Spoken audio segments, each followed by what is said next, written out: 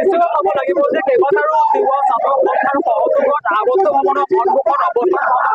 কৰিছে সৰু তিৱা ছাত্ৰ সন্থাৰ তিৱা যুৱ ছাত্ৰ পৰিষদ সৰু তিৱা মহিলা সন্থাৰ তিৱা সমাজ আৰু সৰু তিৱাৰ সুৰক্ষা সমিতিৰ উদ্যোগত মৰিগাঁও দুঘণ্টীয়া কাৰ্যসূচীয়ে অৱস্থান ধৰ্মঘট অব্যাহত ৰাখিছে তিনিটাকৈ দাবী লৈ তেওঁলোকে অৱস্থান ধৰ্মঘট অব্যাহত ৰাখিছে আমি কি পৰিৱেশ দেখাব কাৰণে চেষ্টা কৰিছো এয়া হ'ল যে সেই পৰিৱেশ তিনিটাকৈ দাবী লৈ তেওঁলোকে এনেধৰণে অৱস্থান ধৰ্মঘট অব্যাহত ৰাখিছে আমি আপোনালোক এটা কথা উল্লেখ কৰিছো যে মৰিগাঁও আৱদ্ধ ভৱনৰ সন্মুখত এনেধৰণে প্ৰতিবাদ অব্যাহত ৰাখিছে খিলঞ্জীয়া সুৰক্ষাৰ স্বাৰ্থত এনেধৰণে যি প্ৰতিবাদ অব্যাহত ৰাখিছে দুঘণ্টীয়া কাৰ্যসূচীয়ে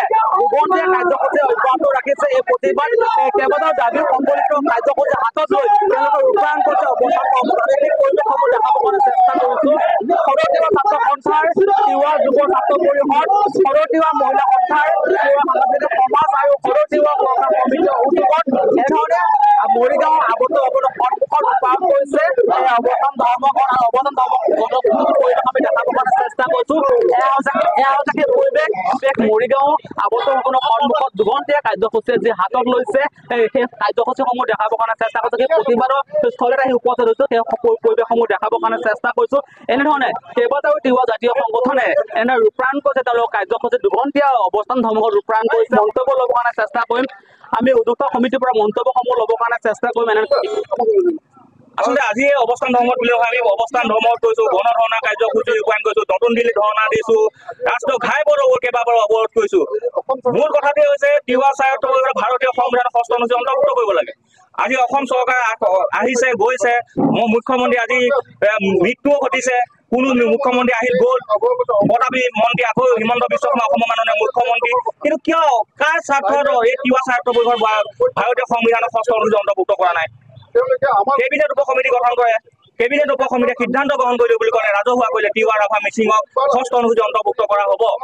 কেবিনেট সিদ্ধান্ত গ্ৰহণ কৰিলে কিন্তু সেই সিদ্ধান্ত কিন্তু আজিলৈকে কিন্তু ৰাজহুৱা নকৰিলে আৰু সেই সিদ্ধান্ত যি সিদ্ধান্ত গ্ৰহণ কৰিলে সেই সিদ্ধান্ত তেখেতসকলে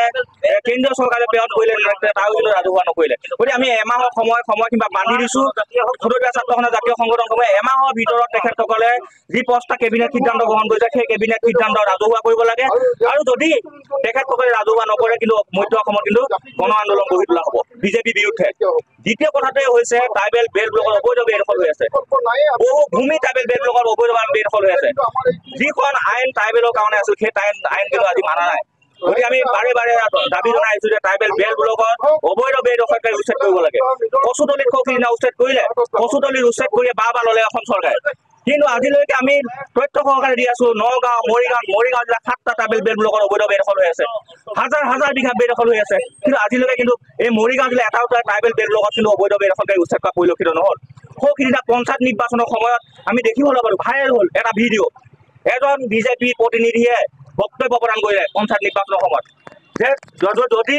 বিজেপি ভোট নিদিয়ক তেতিয়াহ'লে কিন্তু ইয়াত উচ্ছেদ চলোৱা হ'ব আৰু যদি বিজেপি ভোট দিয়ক তেতিয়া আমি উচ্ছেদ নচলাই মন্ত্ৰী ডাঙৰীয়া পীযুষ হাজৰিকা ডাঙৰীয়া আপোনাক আজিৰ এই প্ৰতিবাদী কাৰ্যসূচীৰ জৰিয়তে আহ্বান জনাব বিচাৰিছো দাবী জনাইছো অতি সোনকালে আপোনাৰ নিজা গৃহ সমষ্টিটোত কেইটা ট্ৰাইবেল বেল্ট ব্লকৰ অবৈধ বেদখল হৈ আছে আপুনি অতি শীঘ্ৰে উচ্ছেদৰ ব্যৱস্থা কৰক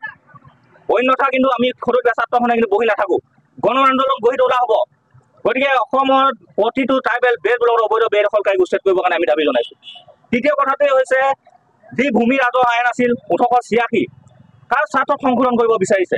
ট্ৰাইবেল বেল্ট ব্লককে সুৰক্ষিত কৰিব পৰা নাই ভূমি আইন আৰু সংশোধন কৰিব বিচাৰিছে কাৰ স্বাৰ্থত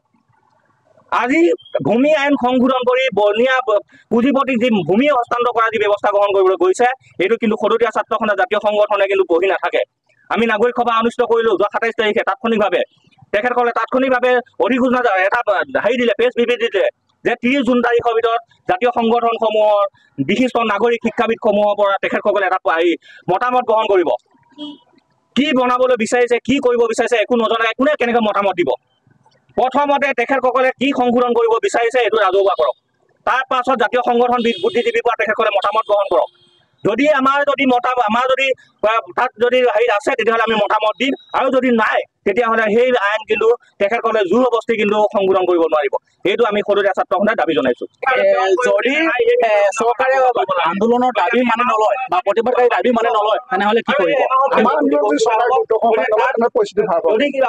উল্লেখ কৰিছে যে দুঘণ্টীয়া কাৰ্যসূচী যি অব্যাহত ৰাখিছে ধৰ্মঘট অৱস্থান ধৰ্মঘট, আৰু এই সমূহ পৰিৱেশসমূহ দেখাবৰ কাৰণে চেষ্টা কৰক। এনেধৰণে চাই থাকিব এনি ভাৰত 24।